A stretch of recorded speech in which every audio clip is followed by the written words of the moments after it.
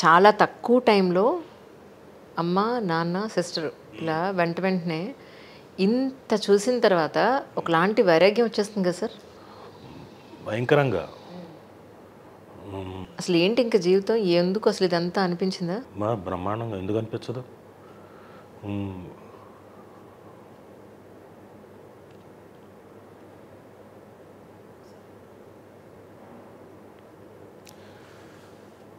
Sorry, no problem. అంటే 2018 మా mother అయిపోయిన వెంటనే 19 మా ఫాదర్ బాగున్నాడు. హీ వాజ్ ఆల్ హెల్దీ, అంతా బాగుంది. సడన్గా రాత్రిపూట ఆయన టీవీ ఈ యూట్యూబ్ చూసుకునే అలవాటు. నేను అన్నీ ఏర్పాటు చేశాను. మళ్ళీ బాడీ అంటే నడిచేవాడు కాదు, బాడీ హెవీ, ప్లస్ ఎందుకంటే కొంచెం క్యాట్రాక్ట్ ప్రాబ్లం ఉంది, కళ్ళు. సో ఆయనకి ఇబ్బంది లేకుండా ఉండడానికి ఆ సోఫాలు అవన్నీ నీట్గా ఏర్పాటు చేసి కూర్చొని ఉండడానికి అవన్నీ ఏర్పాటు చేసి పెట్టాను.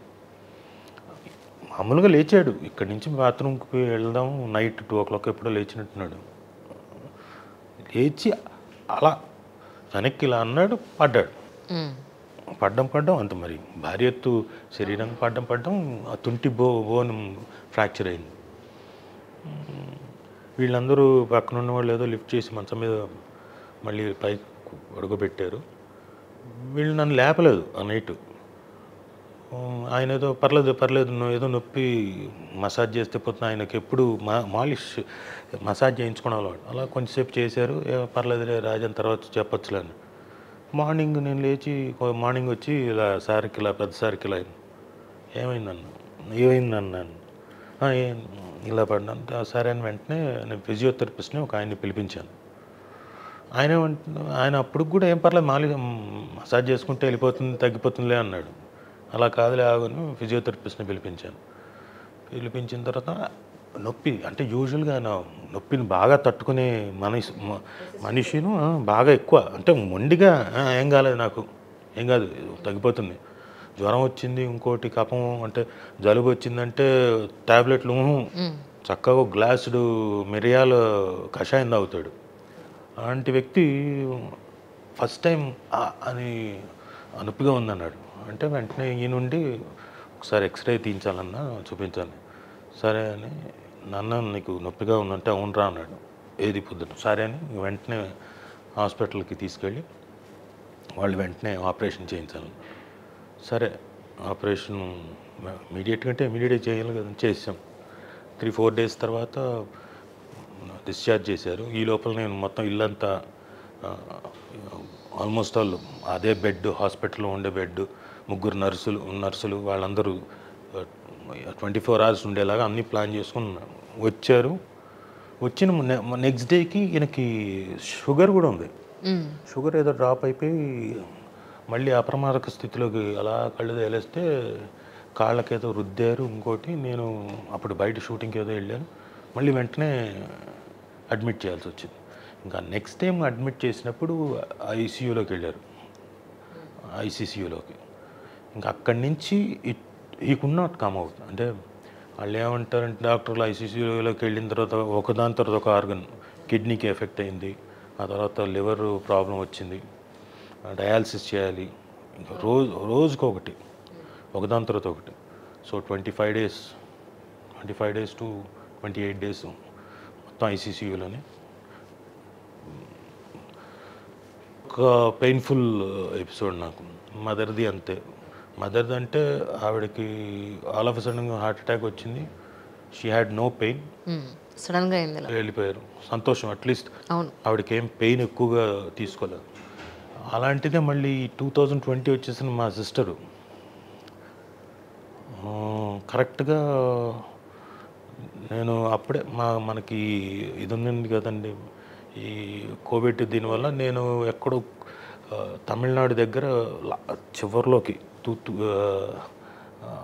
ఎక్కడో చేస్తున్నాం షూటింగ్ మా నారప్పకి. అక్కడి నుంచి లాస్ట్ డే కోవిడ్ వచ్చేసింది ఇక్కడ ఇదే ఊళ్ళో అనగానే మాకు క్యాన్సిల్ చెప్పారు. నైట్ మదురైకి వచ్చి, మదురై నుంచి మేము అంటే ఇక్కడికి వచ్చేసాను. ఆ తర్వాత మా బావుండి ఒకసారి రారా, ఒకసారి వచ్చి చూడు అన్నాడు. అలాగే అంటే ఎప్పుడు అలా అడగడు. అంటే 18th మేము వచ్చాము. నేను back 18th night, 19th, 20th వెళ్ళాను. అప్పటికి మనకు లాక్డౌన్ స్టార్ట్.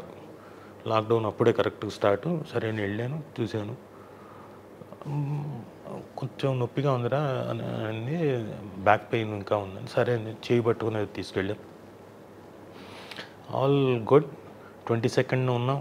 మోడీజీ గారు చప్పట్లు కొట్టమన్నారు, కొవ్వొత్తులు వెలిగించమన్నారు. అందరం కలిసి, నేను మా బావ చెల్లెలు అందరం కలిసి చేసాం. అయిపోయింది. అంటే బాగా ఇంకా ఉవ్వెత్తున అంటారు కదా, ఇంకా అసలు బయటికి కనపడకుండా ఉండేది. 22nd తర్వాత 23rd నుంచి ఏదో పెట్టారు. అవును. నేను ఇంటికి వచ్చేసాను, పోవడానికి వీల్లేదు. మా బావుండి ఏదో విధంగా చేసుకుని ఇక్కడికి రా, నేను ఒక్కడిని చేయలేకపోతున్నాను రా అన్నాడు. యూజువల్గా అన్నాడు, అందుకే ఎంత ఇబ్బంది వచ్చినా అన్నాడు. So I went back. ఒక 3 days 4 days తర్వాత 28th అలా వెళ్ళాను. పర్మిషన్ లేవు, ఏం లేదు, ఎక్కడైనా పోలీసు పట్టుకున్న కష్టమే. వెళ్ళాను. సరే ఇంటికి వెళ్ళి కూర్చున్నాను. అది అది చాలా ఇబ్బందికరమైన సిచ్యువేషను. మనకు తెలుస్తూ ఉంటుంది, చెప్పేశారు డాక్టర్లు హార్డ్లీ ఎనీ టైం అని. ఇబ్బంది అంటే తర్వాత నేను రెండోసారి వెళ్ళేటప్పటికి మంచం మీద ఉంది, అది మూలుగుతూ ఉండడమే. అది మూలుగుతూ ఉన్నంతసేపు ఓకే, షీ ఈజ్ అలైవ్, లేకపోతే కష్టం. అంత దీంట్లో మొత్తానికి హోమ్ నర్స్ని పట్టుకొని పోలీసు వాళ్ళ పర్మిషన్ తీసుకొని ఒక ఆవిడని తీసుకొచ్చి పక్కన పెట్టాం, లేడీస్కి చేయాల్సిన ఎలాంటి సిచ్యువేషన్ అంటేనండి, ఏమో ఈరోజు రేపు ఫోన్ చేయడం మా వాళ్ళకి, రేపటికి అవును, చూడండి అరేంజ్మెంట్స్ అని ఇలా చెప్పుకోవడం. పాపం మిగతా వాళ్ళందరికీ, బంధువులు ఎవరికి రావద్దండి అని చెప్పడం. కోవిడ్ కదా, వాళ్ళకేమైనా అయితే ఇంకా ఇబ్బంది కదా, అందుకని వాళ్ళందరికీ నో, రావకండి. అలా కోవిడ్ టైంలో పోవడం, April 4. పిల్లలిద్దరూ ఇక్కడ మీరంతా కలిసే ఉంటున్నారని విన్నాను సార్. దట్స్ అంతే కాదు, మా బావగారు ఇక్కడే మాదాపూర్లో. పెద్దది షీఈస్ నవ్ అండర్ గ్రాడ్యుయేషన్ అయ్యి, గ్రాడ్యుయేషన్లోకి మొన్నే జాయిన్ అయింది. అది పొలిటికల్ సైన్సెస్ తీసుకున్న సబ్జెక్టు. She is very brilliant. రెండోది కూడా చాలా బ్రిలియంట్. ఇద్దరు అమ్మాయిలు. ఇప్పుడు 10th అది. Okay okay okay. సో అది అంటే వరుసగా